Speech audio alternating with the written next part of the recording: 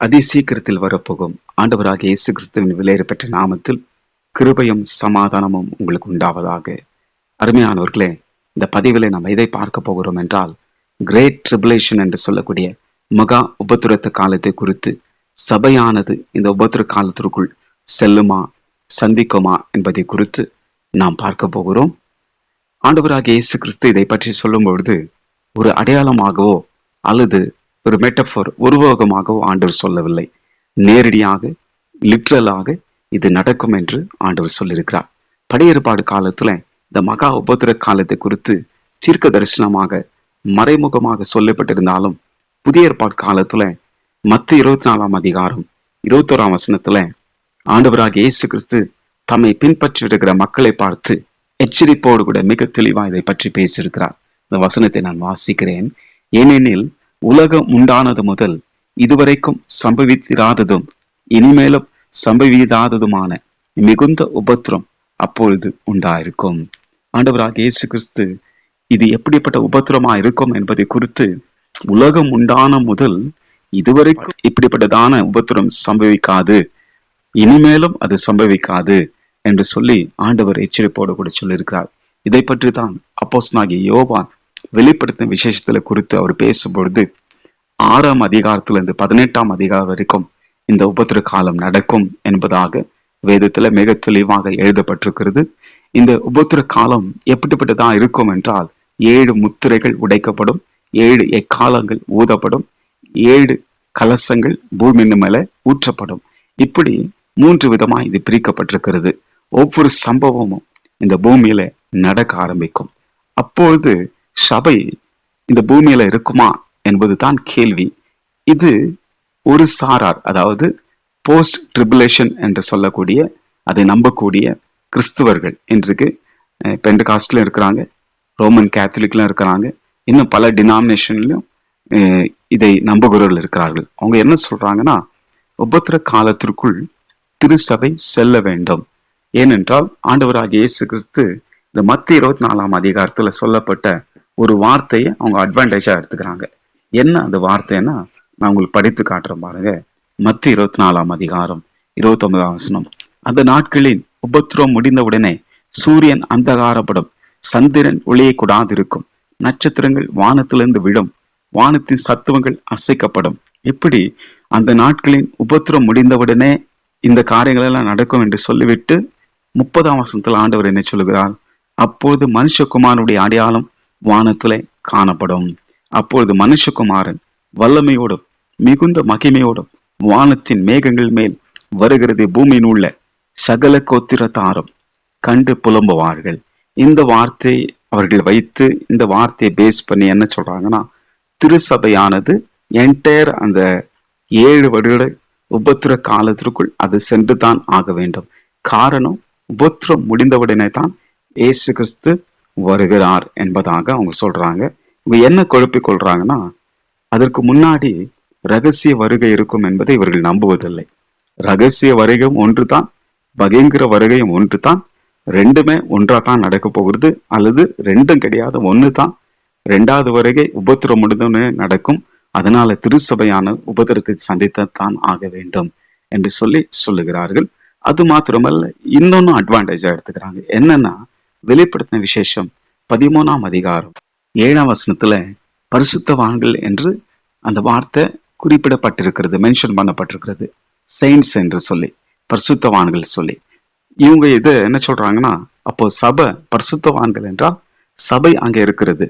ஏன்னா 13 அதிகாரத்துல அந்த உபத்திர காலம் நடந்து கொண்டிருக்கிறது. வெளிப்படுத்தின விசேஷம் 13 அதிகாரத்துல உபத்திர காலம் நடந்து கொண்டிருக்கிறது.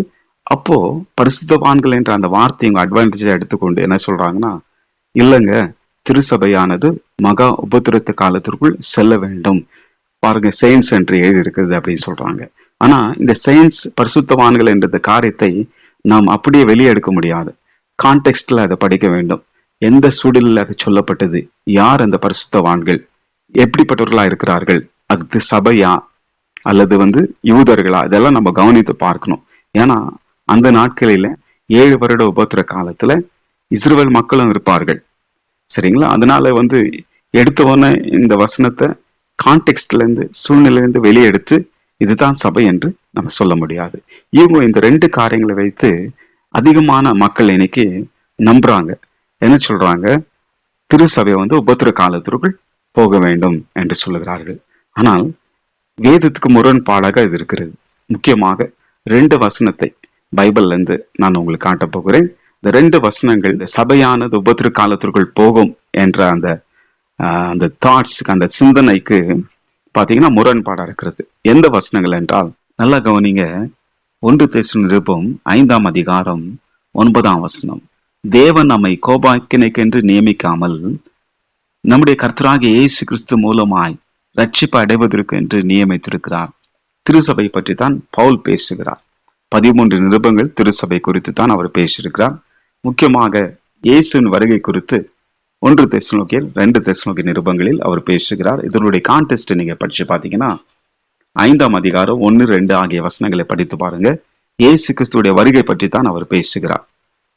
அப்போ வருகை பற்றி அவர் பேசிக்கொண்டு வரும்போது தான் இந்த வார்த்தை அவர் சொல்லுகிறார். என்ன சொல்லுகிறார்?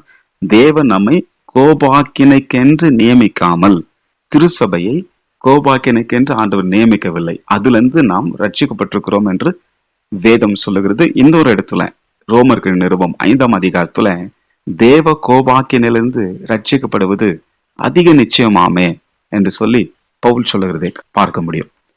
அப்போ இந்த வசனம் வரப்போகிற கோபாக்கினை, மகா உபத்திர காலத்தில் தான் அந்த கோபம் வெளிப்பட போகிறது. wrath of God என்று சொல்லக்கூடிய இந்த தேவ கோபம் 3 விதமாய் வெளிப்படும். முத்திரைகள், எக்காலங்கள், கலசங்கள். அப்போ இந்த பூமியின் மேல சம்பவிக்கும் பொழுது இந்த உபத்திர காலம் நடக்கும்.